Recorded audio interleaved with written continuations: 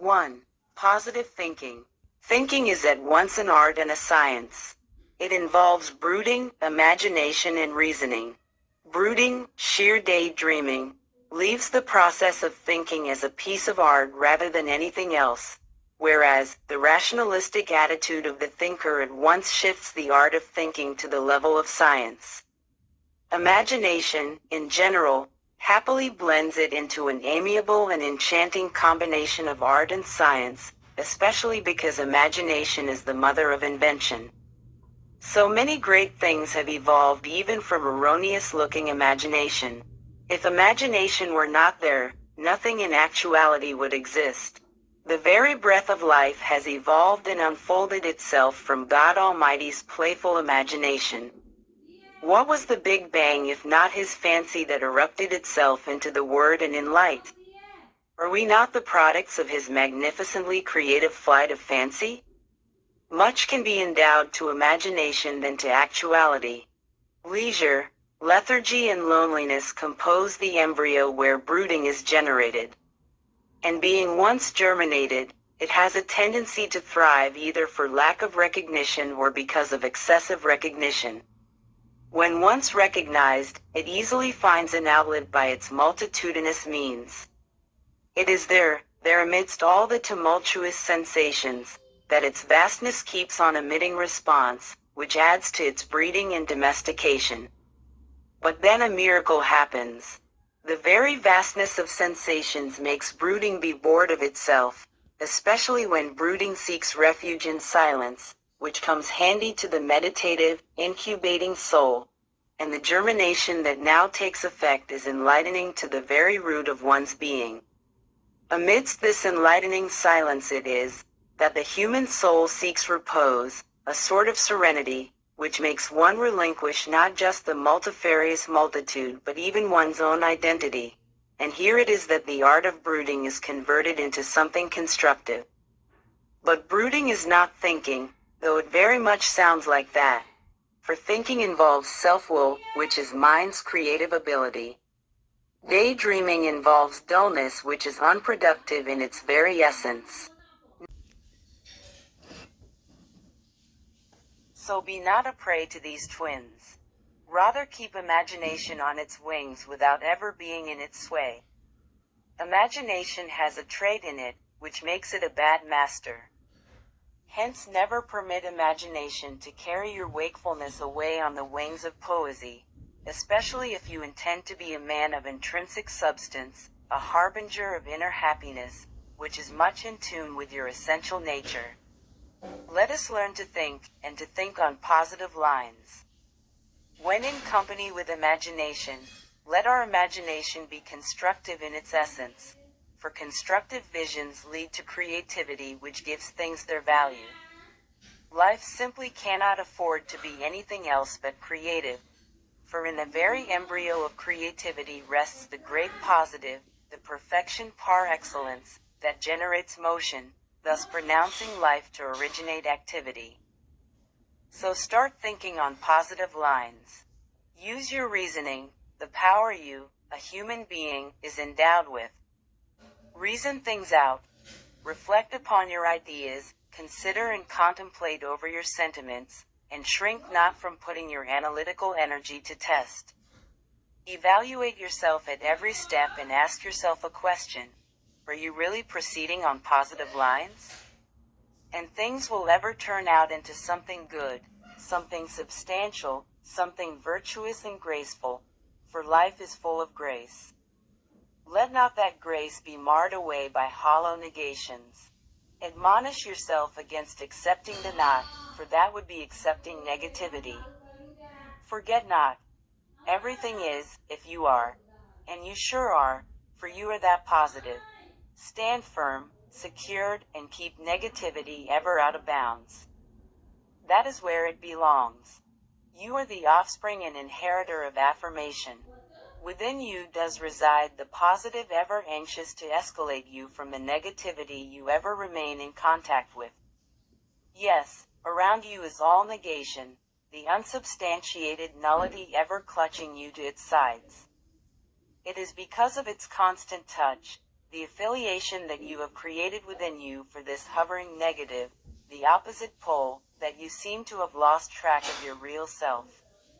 Reason this out and know that you are the opposite, the counter pole, the positive, and yet, being ever in contact with negation, you keep on clinging to it so very fervently. Try to know yourself, and you will start to shun that to which you are so feverishly attached. This is using your reasoning out to positivity. This will make you realize that thy self is within thee, and that you are that self. Travel inward, deep down within. 10. You, and the positive in you will come to light. Live within the power of that light, and you will be duly enlightened. For the negative engulfing the real, you will then readily melt away in the radiance of the positive that you in fact are. There is no negativity that cannot be converted into its positive essence. For the positive is the very core of negation, a negation which simply does not exist. Mar the negativity out of you, hence. Aim high, ever so high, at the immersed positivity, and be like that murmuring river that was destined to flow low, keeping at its heart's core all the remembrances of the high-topped mount, its immediate source. It was from there that it peeped out in a tiny streamlet, ever possessing in its rudiment the vision to meet the tumultuous waters of the vast ocean. It was from this ocean that, allowing its watery content to disappear into thin air, it ever remained contemplating to reach the elevated expanse of the azure sky, its ultimate source and refuge. Be like the Mother Earth that unceasingly tums round the sun, its source and life, seemingly isolating itself and still stealthily clinging to it. Be like the cosmos, which, though revolves farther away from its source, ever remains incessantly attached to its prime cause, of which it inwardly rejoices to be a negative aspect. No, negative is never aloof from its positive counterpart. The poles may be any distance apart. There still remains that connecting, never flinching bond running incognizant and underneath them, the bond that holds them ever together. Sheer negativity totally devoid of its integral positive is an impossibility, a mere flickering idea bound to melt away when put to test. You are not a negation. What you think you are is simply an upper shell of the intrinsic core, just a layer which is in constant, indomitable contact of the concealed, esoteric positive, which, in fact, you always are. Pay not too much attention to this upper shell. Being ever in the not really required and still unceasing contact of the outside layers, there is every likelihood of it being contaminated by the superficial exterior. But this, being normal, is natural. And again, what if it is? We all have the showy crust, we all have our defects, we all go through mishaps. So what? Why blame yourself for your deficits and decay? Why focus on them and brood in vain? Did they not have their own role to play in the uplift of humanity? Forget not, that focusing just on defects. 11. Is negativity. Tame not any negativity, for it does not necessarily lead to constructive affirmations. Positive is not always the opposite of negative. It has its own existence. Goodness does not have to think of badness in order to thrive. Love need not bother to discard hatred away. Both thrive on their own. So ever be positive-minded. Yes, always think positive. Say a big no to negations, like saying, not this. To everything, to sense and realize the supreme, that. Focus your mind on that, leaving all the intricacies away. Shun all the negativity. And negativity will slowly but certainly fade away into its positive essence. Forget the negative. Yes, negative virtues too. For there, though you do nothing wrong, you do nothing good or right too by cultivating and culminating them. So think positive, always do. Let God be the leading force in your life. For He is the positive, the universal life force, the absolute. But for Him, You, or what you conceive yourself to be, are all a negativity, a nullity. But then forget not one thing. Because you are a negativity, you remain ever attracted towards your positive counterpart, the other pole, the polarity that is within you.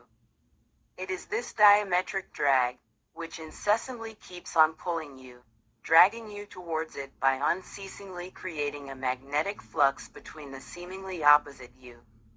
Yes, outwardly they repel each other. But the moment you reach the core of it, the seeming negativity which is you at once vanishes and becomes the positive that has ever been awaiting the flux to promote the fusion, the permanent and eternal union of the two. Do you know how it happens, if and when it does? Your ceaseless thought of the positive makes you so much one and totally amalgamated in a bond of unison with it, that the seeming diversity ever conceived by you melts itself away in impregnated absorption, thus creating a permanent fusion with the ultimate which is, the positivity. Yes, thinking unceasingly of the positive took you there. The thought of the positive is that powerful. So ever think positive and the goal is yours. Let godliness be your beacon ever lighting your path, ultimately leading you towards the heavenly splendor of the ultimate. 12.